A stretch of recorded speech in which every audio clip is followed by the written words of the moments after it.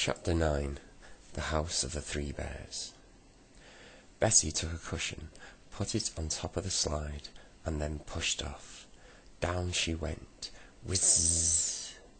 She shot out of the bottom, flew out of the trapdoor, and landed on the cushion of moss. She had hardly got up before Fanny flew out of the trapdoor too. "You know that slippery slip is the greatest fun," said Bessie. "I'd like to do that all day long." "Yes, if only we didn't have to climb all the way back up the tree first," said Fanny. The trapdoor flew open, and out shot Moonface on a yellow cushion. He put the 3 cushions together, whistled to the red squirrel, who looked after them. He threw them to him, then he turned to the waiting girls. "There's a train at midnight," he said. "We shall have to hurry." The wood was still bright with moonlight. The 3 of them hurried between the trees. Suddenly Bessie heard a chuffing of a train, and she and Fanny stood in surprise. They saw a small train winding in and out of the trees, looking for all the world like a clockwork train made big. The engine even had a key still in its side. There was a small station nearby. Moonface caught hold of the girl's hands and ran to it. The train was standing quite still there. The carriages had tin doors and windows which didn't open, just like those of a clockwork train. Bessie tried her hardest to open a door, but it was no use. The train whistled. It was anxious to be off.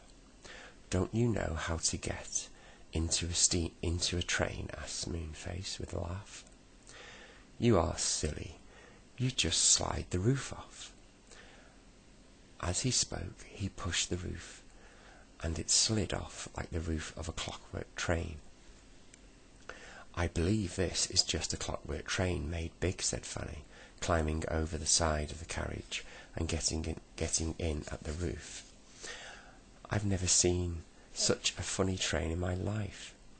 They all got in. Moonface couldn't seem to slide the roof on again properly, so he stood up inside the carriage, and when the train went off, Bessie and Fanny, who couldn't possibly see out of the tin windows, stood up and looked out of the roof instead. They did look funny. At the next station, which was called Gollywog Station, 3 gollywogs got onto the carriage and stared at them very hard. One was so like Bessie's own golly at home that she couldn't help but staring back. The second station was called Crosspatch Station, and standing on the platform were 3 of the cross-sets-looking old women. The second station was called Crosspatch Station, and standing on the platform were 3 of the crossest-looking old women that the girls had ever seen. One of them got into their carriage, and the 3 gollywogs at once got out and climbed into the next one. "Move up," said the Crosspatch angrily to Moonface. He moved up. The Crosspatch was an uncomfortable person to travel with. She grumbled all the time, and her basket, which was full of prickly rose sprays, kept bumping into poor Fanny. "There we are, here we are," sang out Moonface, when they got to the next station, and the 3 of them got out gladly, leaving the Crosspatch grumbling away all to herself. The station was called Bear's Station, and there were a great many teddy bears about. Brown ones, some pink, some blue, and some white. When they wanted to talk to one another, they kept pressing themselves in the middle, where their growl was, and then they could talk quite well. Fanny wanted to giggle when she saw them doing this. It did look so funny. Please, could you tell me the way to the Three Bears' house? Moonface asked the blue teddy bear politely. The bear pressed himself in the middle and then answered in a nice growly voice. Up the lane, and down the lane, and around the lane. Thank you, said Moonface. It sounds a bit funny to me, said Bessie doubtfully. Not at all, said Moonface, leading them up to a little honeysuckle lane. Here we are going up the lane, and now you see it goes downhill, so here we are going down, and presently we'll turn a corner and go around the lane. He was right, there, up and down and around. And there in front of them, tucked into a woody corner, was the deariest, prettiest little house the girls had ever seen. It was covered with pink roses from the top to the bottom, and its tiny windows winked in the moonlight as if they had eyes. Moonface knocked at the door. A sleepy voice cried, "Come in." Moonface opened the door, and they all went in. There was a table in front of them, and on it was the steaming bowls of porridge. And around it was 3 chairs, one big, one middle-sized, and one tiny. It's the house of the 3 bears, all right, whispered Bessie excitedly. It was just like seeing a fairy story coming true. We're here, said the voice from another room. Moonface went in with Bessie and Fanny.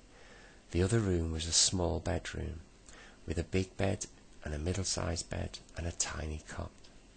In the big bed lay a large brown bear, and in the middle-sized one was a fat mother bear, and in the cot was the most adorable baby bear, with the bluest eyes the girls had ever seen. Where's Goldilocks? Asked Moonface. Gone shopping, said Father Bear. Where does she sleep when she's here? Asked Bessie, looking around. And does she always live with you now? Always, said Father Bear, putting his big nightcap straight. She looks after us very well. There's a market on tonight in the Enchanted Wood, and she's gone to see if she can buy some porridge cheap. As for where she sleeps, well, she just chooses one of our beds, you know, and we cuddle up together. She's like a baby, but she likes the baby bear's bed best because of it's soft and warm. She did in the story, said Fanny. What story? Asked Mother Bear. Well, the story of the 3 bears, said Fanny. Never heard of it, said the 3 bears, all together, which really seemed to be rather extraordinary to Bessie and Fanny. They didn't like to ask any more questions after that. Here's Goldilocks now, says Mother Bear. The sound of a little voice could be heard coming nearer and nearer. The baby bear sprang out of its cot and ran to the door in delight. A pretty little girl with long, curly, golden hair picked him up and hugged him. "Halloola, darling," she said. I think that's supposed to be hello, but it's spelt Hullo. Halloo. She wouldn't have a deep voice. Anyway, "Hello, darling," she said. "Have you been a good bear?" Then she saw Bessie, Fanny, and Moonface, and stared at them in surprise. "Who are you?" she said. Moonface explained about Joe, and how he had gone up to the land of ice and snow, where the big white bears live. "I'm afraid the magic snowman will make him a prisoner there," said Moonface, "and he'll have to live with the white bears. Could you get your 3 bears to come with us and ask the white bears to let Joe go free, Goldilocks?" "But I don't know the way," said Goldilocks. "We do," said Father Bear suddenly. "The white bears are cousins of ours, Moonface. If you can help us with a bit of magic, we can visit the land of ice and snow in a few minutes." "Good gracious," said Bessie, most astonished. "But it's ever so far away, right at the top of the faraway tree." "That doesn't matter," said Father Bear. He took down a large jar from the mantelpiece and filled it with water. He put in it a yellow powder and stirred it with a magpie's black and white feather. Moonface put his hand into the water and began to sing a string of such strange words that Bessie and Fanny felt quite trembly. The water bubbled, it rose to the top of the jar, it overflowed and ran onto the floor. It turned to ice blue beneath their feet. A cold wind filled the little house, and everyone shivered. Then Bessie looked out of the window, and what she saw there filled her with such amazement that she couldn't say a word, but just pointed. Fanny looked too, and whatever do you think was outside lay nothing but ice and snow. They were in the land, as Joe was. Joe thought how this had happened. Neither Bessie nor Fanny could make it out. Have I read? No, I haven't gone.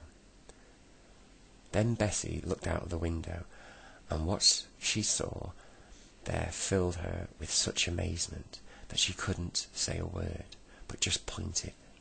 Fanny looked too, and whatever do you think was outside lay nothing but ice and snow. They were in the same land as Joe, though how this had happened neither Bessie nor Fanny could make out. "We're there," said Moonface, taking his hands out of the jar and drying them on a red handkerchief. "Can you lend us any coats, bears? We shall be cold there." The mother bear handed them thick coats out of the cupboard. They put them on.